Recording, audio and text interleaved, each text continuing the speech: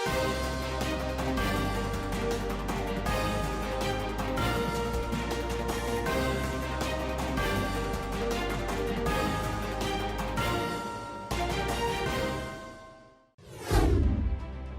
सरकार ने Netflix, Amazon prime video और हॉटस्टार जैसे मनोरंजन सामग्री देने वाले ऑनलाइन प्लेटफॉर्म को सूचना और प्रसारण मंत्रालय के तहत लाने का फैसला किया है। सरकार के इस फैसले की बड़ी वजह ये बताई जा रही है कि डिजिटल सामग्री की निगरानी के लिए अभी तक कोई संगठन नहीं है।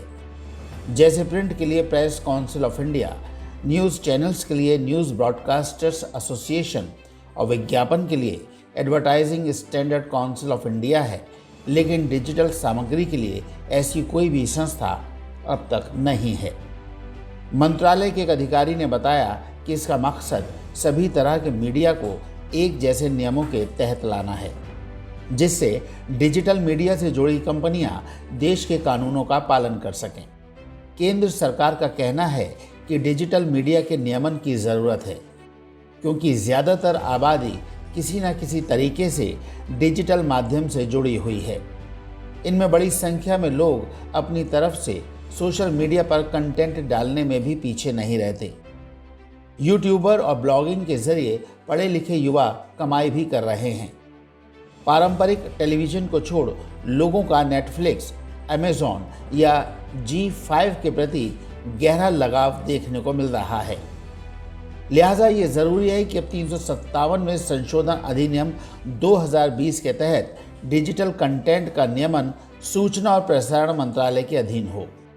हम आपको बता दें कि राष्ट्रपति रामनाथ कोविंद ने इससे जुड़ी अधिसूचना पर हस्ताक्षर कर दिए हैं।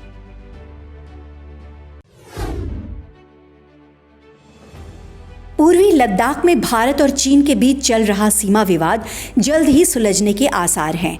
दरअसल प्राप्त जानकारी के अनुसार दोनों देशों की सेनाओं ने पूर्वी लद्दाख के सेक्टर में डिसएंगेजमेंट को लेकर चर्चा की है, जिसके तहत दोनों देशों के जवान अप्रैल-मई वाली अपनी पुरानी यथास्थिति पर लौट जाएंगे। इस पर 6 नवंबर को चुशूल में कॉर्प्स कमांडर लेवल की 8वें चरण की बातचीत में चर्चा हुई थी। हालांकि सेना ने आधिकारिक तौर पर इसकी पुष्टि नहीं की है, लेकिन सूत्रों का कहना है कि इस पर सहमति बन गई है। आपको बता दें कि भारत और चीन 3 दिन तक रोज 30% सैनिक वापस बुलाएंगे। पहले चरण में टैंकों, बख्तरबंद वाहनों और सैनिकों को सीमा से एक तय दूरी पर वापस ले जाना है। दूसरे स्टेप में पेगोंग लेक के नॉर्दर्न बैंक के पास से दोनों पक्षों को 3 दिन तक हर दिन लगभग 30% सैनिकों को वापस बुलाना है। इसके बाद भारतीय सैनिक अपनी एडमिनिस्ट्रेटिव धन सिंह थापा पोस्ट के करीब आ जाएंगे। वहीं चीन ने फिंगर 8 की अपनी पहले वाली स्थिति में वापस जाने पर सहमति जताई है। तीसरे और अंतिम चरण में दोनों पक्षों को पेगोंग झील एरिया के दक्षिणी तट के साथ साथ चुशूल और रेजांग ला के आपको बता दें कि गलवान घाटी में हुए संघर्ष के बाद भारतीय पक्ष इस मुद्दे पर बहुत सावधानी से आगे बढ़ रहा है। उस घटना के बाद चीन के साथ भरोसे में कमी आई है। यही वजह रही है कि भारत ने इस एरिया में 60,000 से ज़्यादा सैनिक तैनात कर दिए हैं। साथ ही सर्दियों के मौसम में लंबी तैनाती की तैयारी भी कर ली है। और अगली खबर उत्तर प्रदेश से है, जहां प्रदेशवासियों के लिए एक खुशखबरी है। कोरोना काल में प्रदेश की राहत दी है। जी हां, इस साल बिजली न महंगी होगी और न ही स्लैब बदलेगा। सही सुना आपने। इस साल घरेलू से लेकर उपभोक्ताओं की बिजली दरें पिछले साल की ही तरह रहेंगी। आपको याद दिला दें कि उत्तर प्रदेश पावर कॉर्पोरेशन दीपावली के बाद सीधे बिजली रेट बढ़ाने की तैयारी कर रहा था। इसके लिए कॉर्पोरेशन ने राज्य विद्युत नियामक आयोग को एक प्रस्ताव भेजा था। अगर ये प्रस्ताव राज्य में लागू हो जाता तो कम खपत वाले 80% घरेलू उपभोक्ताओं की बिजली महंगी हो जाती। लेकिन अब आयोग की तरफ से यूपी की जनता को बिजली की दरें न बढ़ाने से राहत दे दी गई है। साथ ही आपको ये भी बता दें कि राज्य विद्युत नियामक आयोग ने साफ कर दिया है कि स्मार्ट मीटर पर आने वाला कोई भी खर्च उपभोक्ताओं पर नहीं डाला जाएगा। साथ ही स्मार्ट मीटर उपभोक्ताओं की बिजली काटने और जोड़ने के लिए वसूली जाने वाली RCDC फीस 600 रुपए से कम करके 5 किलोवाट तक 50 रुपए प्रति जॉब और 5 किलोवाट से ऊपर 100 रुपए प्रति जॉब तक तय कर दी गई है। इसके अलावा प्रीपेड उपभोक्ताओं से अब RCDC फीस भी नहीं वसूली जाएगी। दिल्ली NCR में प्रदूषण का कहर लगातार जारी है। हवा में घुलते जहरीले कण लोगों की परेशानियों का कारण बने हुए हैं। प्रदूषण की स्थिति को देखते हुए CPCB यानी सेंट्रल प्रदूषण कंट्रोल बोर्ड ने दिवाली से पहले दिल्ली NCR के हॉट मिक्स प्लांट और स्टोन क्रशर प्लांट को बंद करने का निर्देश जारी किया है। इसके साथ ही अगर कंस्ट्रक्शन साइटों पर लापरवाही मिलती है तो जुर्माने के साथ अस्थायी तौर पर काम बंद करवाने के निर्देश भी हैं। बोर्ड ने पंजाब और हरियाणा की सरकारों से भी कहा है कि पराली जलाने पर रोक लगाने के लिए तुरंत कड़े कदम उठाएं और दिल्ली NCR के अधिकारियों से कहा है कि बायोमास जलाने पर कड़ाई से रोक लगाई जाए। आपको बता दें कि CPCB ने प्रदूषण पर कंट्रोल बनाए रखने के लिए कई निर्देश जारी किए हैं और इन निर्देशों को दिल्ली के अलावा पंजाब, हरियाणा, उत्तर प्रदेश और राजस्थान को भी भिजवा दिया गया है। आइए आपको बताते हैं वो कौन कौन से निर्देश हैं जिसे CPCB ने जारी किया है।